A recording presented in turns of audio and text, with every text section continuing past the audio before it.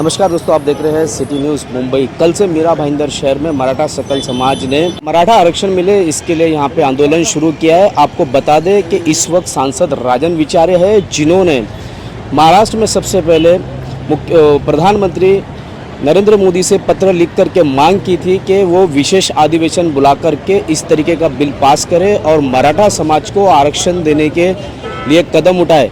आइए जानते हैं इस संदर्भ में सांसद राजन विचारे की राय। और आज उनका समर्थन है, अपने पूरे समर्थकों के साथ यहाँ वो बैठे हुए। क्या कहेंगे सर?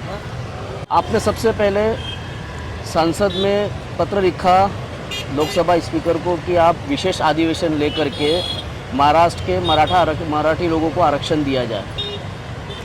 मेरे ख्याल से ये तो हमारा एक खासदार होने के नाते मेरा कर्तव्य बनता है कि इस मराठा आरक्षण के लिए वहाँ पे जो भी करना है, ये मेरे ख्याल से हम लोग पार्लियामेंट में भी ये क्वेश्चन हम लोग ने सभी हमारे जो एमपी है वो उन्होंने भी यहाँ पे प्रश्न उपस्थित किया था।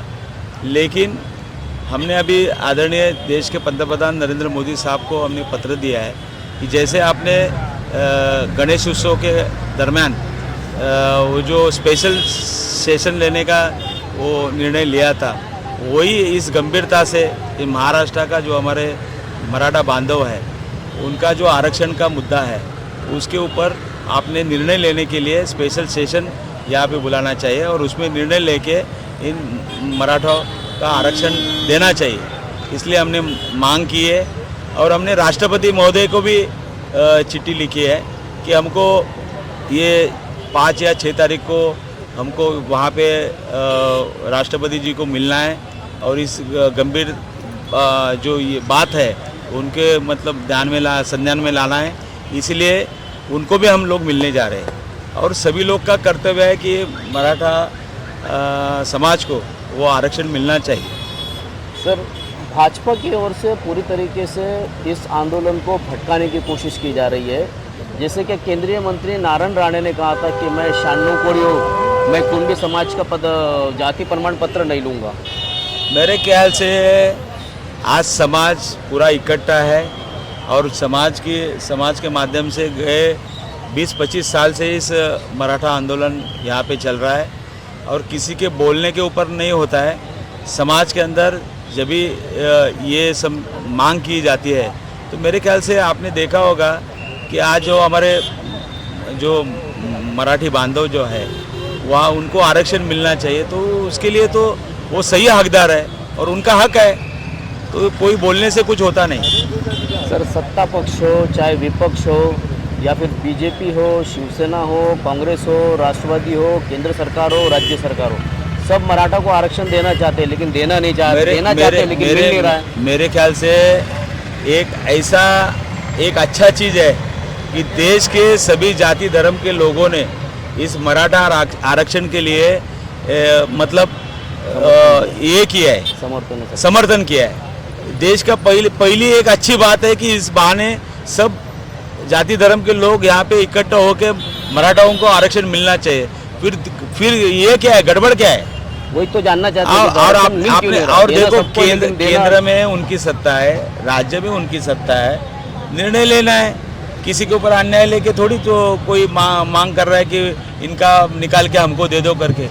जो हक है उनका हक देना चाहिए और वही मांग कर रहे हैं। कितना गंभीर लेंगे आपके पत्र को विशेष अधिवेशन बुलाने के लिए और देखते हैं। नहीं तो हम लोग तो रास्ते पे है ही, आज भी इधर ही बैठे हैं और इनके साथ है ही। हमारे आदरणीय पक्ष प्रमुख ठाकरे साहब ने भी बोला था, उन्होंने एक उदाहरण दिया था जब भी ये आंदोलन हुआ था मुंबई अलग करने का, तभी 107 लोग वहाँ पे ये शहीद हुए थे।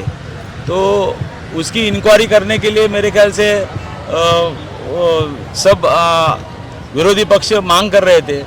तभी हमारे एक कर्तव्य दक्ष महाराष्ट्र के जो मंत्री थे CD देशमुख करके, चिंतामणराव देशमुख, तो उन्होंने इस्तीफा फेंक दिया कि आप ऐसे मतलब अन्याय करेंगे तो हम लोग उस मंत्रिमंडल में नहीं रहेंगे। तो ऐसे भी मंत्री रहते और इस आरक्षण के लिए मेरे ख्याल से उद्धव साहब ने बोला है कि सभी मंत्री हो या कोई लोक प्रतिनिधि वो मराठा आरक्षण के साथ रहना चाहिए।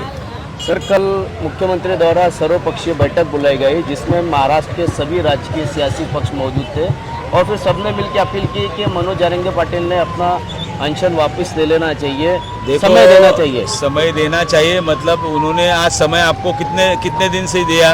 30 दिन दिया, 40 दिन हो गया, आज मेरे ख्याल से 9वां दिन है। आप क्या उनको ये करना चाहते हो क्या?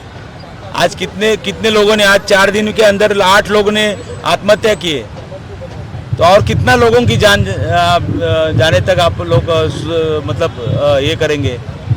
तो ये गंभीर बात है, इसमें राजनीति नहीं होनी चाहिए और मराठाओं को आरक्षण मिलना चाहिए। तो जैसा कि आपने देखा सांसद राजन विचारे ने क्या कहा है, क्या है उनकी राय और किस तरीके से वो सरकार से मांग कर रहे हैं मराठा आरक्षण के लिए। मेरे पीछे सकल मराठा समाज का आंदोलन चल रहा है, पूरी शिवसेना की टीम यहाँ पर मौजूद है। अब देखना यह है कि आने वाले समय में जिस तरीके से सांसद राजन विचारे ने कहा है 8 से 9 लोगों ने आत्महत्या कर ली है, फिर भी सरकार की आंख नहीं खुली है और वो मराठा समाज को आरक्षण नहीं दे रहे हैं। अब देखना यह है कि आने वाले समय में किस तरीके से ये मामला और गंभीर रूप में होता है और किस तरीके से मराठा आरक्षण मराठा समाज वालों को मिलता है, ये तो आने वाला वक्त ही बताएगा। इसी तरह की खबरों के लिए बने रहिए, देखते रहिए मेरी यानी एकता पोदार और शकील शेख के साथ सिटी न्यूज़ मुंबई।